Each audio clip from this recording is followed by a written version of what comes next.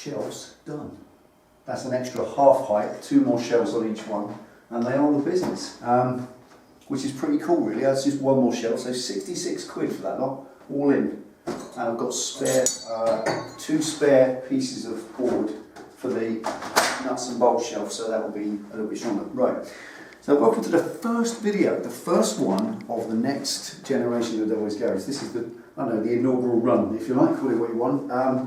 What I wanted to do before we actually get involved in anything more meaty than this was revisit the old shocks video. We did this, the shocks, the fantastic tech shocks on the back of the Harley as the final video of the last garage, and that was pretty fantastic. They fit absolutely brilliantly. We devised that they need 10mm spacers, and if you remember, we made the spacers out of these nuts. This was all just a case of getting some big fat nuts and boring those out to 14mm, and that made them fit. Now obviously the whole principle here was that these shocks are a universal product. They're just a shock absorber with an end, one each end, and the rest of it is just about mountings and what size these holes are and so on.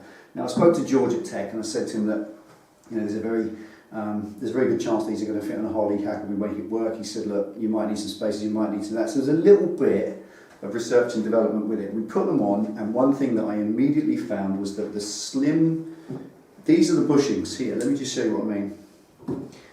In the end of the shock absorber here, you've got this bushing which the bolt goes through, and that's it in its naked form. It goes through this casting. So that's the naked casting in the top of the shock. Now, obviously you can put any size bushing in there that you like. You can put a small tube and therefore smaller plastic bushings so that the whole thing fits different bikes and different specifications. Now, on the Triumph, when you fit these onto a Triumph, which is what we've always done up until now, you'll find that the Triumph doesn't have the same mounting system as the Harley. If you have a quick look in here, pen. This is how the Harley Davidson shock mounts. You've got just a flush hole, and the shock kind of mounts there, and the bolt goes through and bolts in. So the bearing, the weight, it goes obviously up the other way. Now the weight of the shock is borne by the bolt. On a Triumph, it's a slightly different system. They have a welded metal peg that sticks out the frame. You put the shock absorber over the peg, and then you simply put a little cap on the end to hold it in place. So the welded metal peg takes the up and down impact and shock and weight and everything else, and that welded metal peg is very, very strong, which means obviously all you need on the end here is a small bolt, just a little 8mm bolt, just to hold it in place so it doesn't slip off. That's all it is, and it only needs 28 foot-pounds of torque to hold it on. It's just a little cap. Now what that means is that these metal sleeves inside here, they can afford to be quite small, and this is one of them. Come in close now. This is one of the original Tech sleeves. That's what they come with as standard. That's kind of 1mm thick, 1.5mm thick steel tube, and because that goes over a metal peg, and then a bolt comes on the outside to hold it on, that's all it needs. The bolt just holds it in place, the peg does the up and down. On the Harley Davidson, things are a little bit different. When you put this on the Harley, this is the little peg. You have to bolt that on. Instead of 28 foot-pounds as standard, you're bolting it on with 55 foot-pounds, because that takes a little bit of crushing pressure, probably twice as much, and that's been the problem. I found that to be the issue. On one of them there was a little disturbance in it, so when I bolted them on, and I bolted these up to 55 foot-pound, these sleeves, these little tiny 1mm sleeves, were just a little bit feeble for the Harley Davidson application. Where you put the bolt through, you have to crush down onto that bushing and hold it in place firmly so that that does the job. On the Triumph, it is not so, it's a different system. So to apply them to a Harley Davidson, we need to make a modification by making these a bit beefier. That's all it was. And as you can see, what the guys at Tech have done, they've stepped up with that and they've created these. That's the difference. You can see that very clearly. That's the original one, and this is now the thicker Harley Davidson application. They're a slightly different size. They're a much thicker wall tubing, and that means that the outside diameter of them is bigger, so they're bigger that way on the outside, which means they need new plastic bushings on the outside as well, which they come with. So all that means is these old ones don't fit. So I stripped all these out, and all this simply means is if you purchase a set of these shocks, now for your Harley Davidson, they will come with the heavy duty, thicker, heftier sleeves in there, so that when you crush down with your torque wrench at 55 foot-pounds, which is as recommended by the manufacturer, that will be safe. Now the issue here is that obviously when you crush down onto that at 50 odd pounds, you don't want the crushing weight going onto this alloy casting, because it will, first of all, it will possibly damage it, it may well crack it or shear it, but also it will stop the shop from moving as it needs to do in its action of going up and down. That needs to be free to move. That's why we have a bushing or a bush in the end. So I'm going to fit these heftier ones. When you buy yours, they'll come fitted. And all I've done all the others. I'm just going to do one more. And if any of you have ever seen the method in the past, just the method of fitting a bush of any kind, a metal bush, into a shock absorber or into a track rod end or a steering end, a tie rod end, anything like that. Just push them in like that and just use your vise as a little press. Just get them started. Get them just so that they hold in there. And then pop them in the vise. And use the vise as a press. Just gently. Get some copper soft jaws like I've got there. You can just press them in. You don't have to do this. You won't do this on your bike, because if you order them for your Harley, they'll come pre-fitted. There you go, they just pop in place. There we go. That's it, they just pop in. They're an interference fit, as the engineering boys would call it. So they've been pressed in there, just using the vise. And finally, it's exactly the same with the metal tube. Come in close again, man. All you do, open that back up.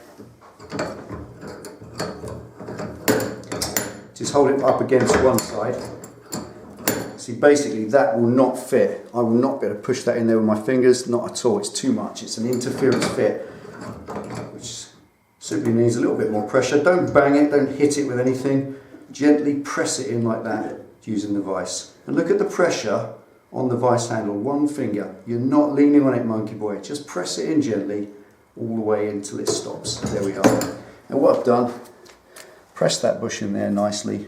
There's a little bit of shaving of plastic which came off as it pressed in. Now that steel tube, which is the same width as that one, as you can see, is wider than the cast head. Therefore, when you crush down on it, there's no weight, no pressure going on the cast head whatsoever. So that's now correct.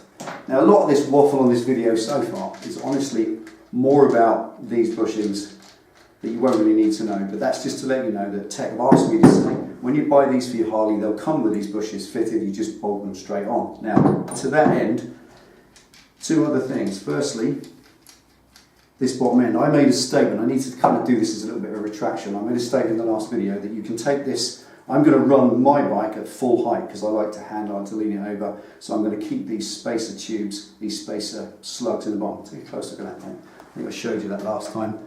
All that is a spacer. It screws into the bottom of the shock, and then the lug screws into that, and it spaces it up by that much, which is 30 mil, so it makes them 30 mil taller. That's the standard height. That's a 13-inch shock, and if you want them as a 12.5 inch or what is it, 11.5 inch shock, take that out, and then you've instantly lowered them. But what the guys at Tech have asked me to say is that, contrary to what I said, they want these Loctited in, and I'm going to do exactly what they say because they manufactured them and they guarantee them, so I have to do what they say. Now all that means, come in close, man, get close up here.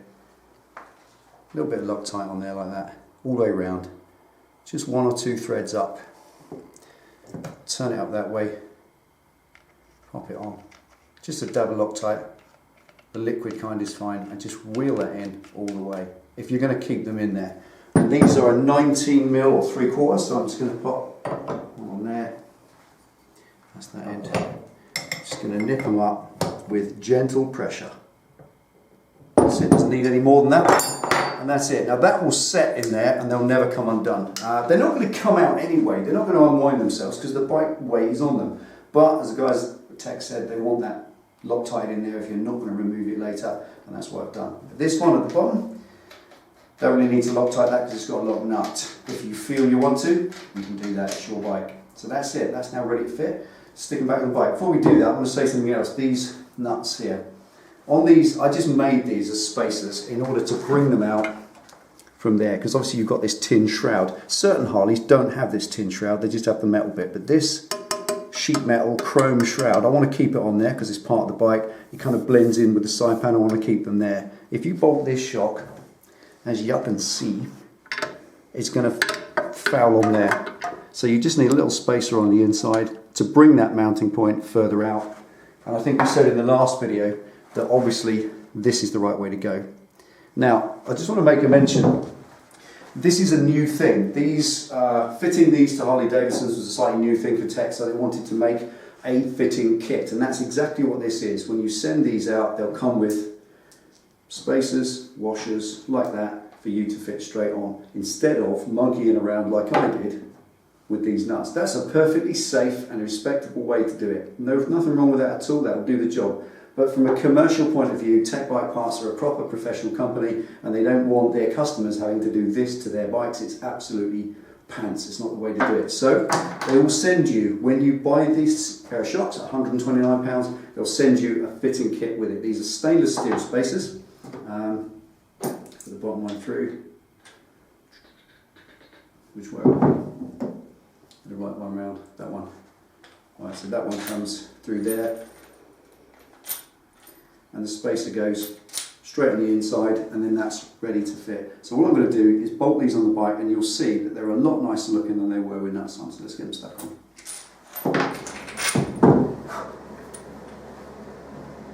Okay. Spacers in place.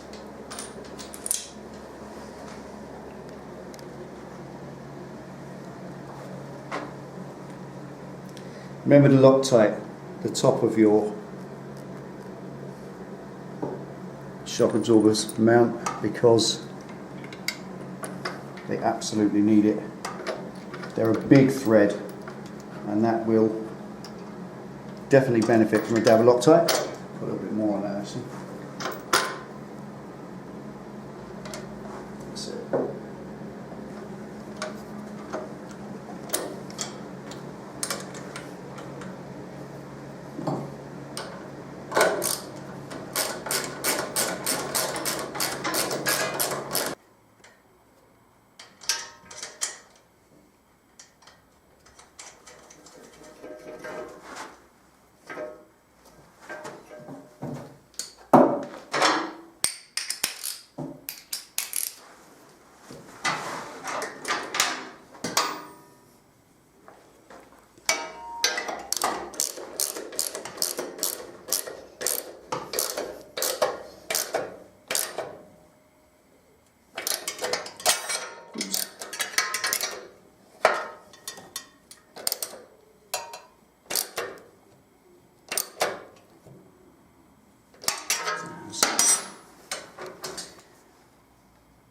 .45 to 50 foot-pounds on your back end.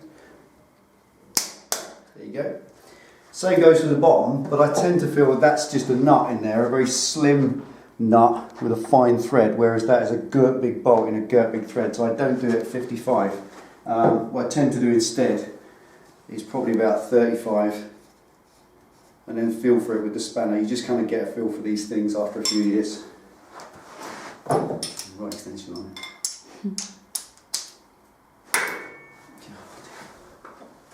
Can't get a start, can you?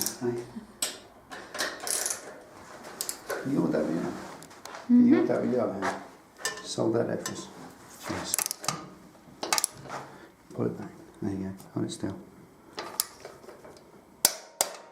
Bring that up to 30.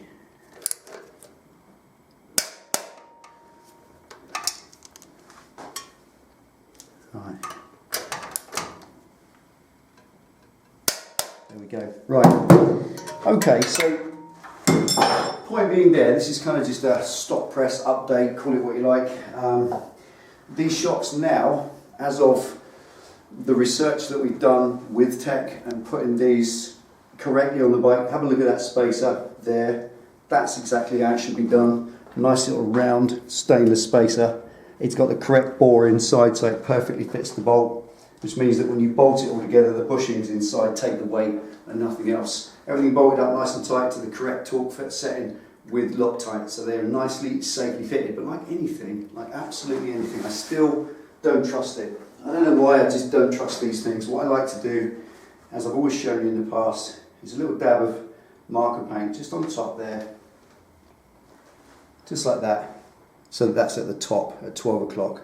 And I know that that's at the top. Same on the nut at the back, because if the nuts, if anything is going to come undone, it'll be the nut at the back. And that just tells you, because it's an instant indicator that can tell you, I'll do the other side in a minute, it tells you if it's going to be, if it starts to undo itself, it'll tell you, you can tell. So if you buy these from Tech Bike Parts now, they're going to be £129 and they come with that fitting kit, ready supplied in the bag. You don't have to go changing bushings or anything, you just take them out of the packet, decide whether you want this section on at the bottom or not. Just incidentally, one more thing, if you're going to fit these, there's a little jam nut there, so you can screw that out, screw that in, give yourself an extra 4 or 5 mil. If you're going to do that, always take these and just jam them up against the bottom of the shop as well, so everything's neat and tidy.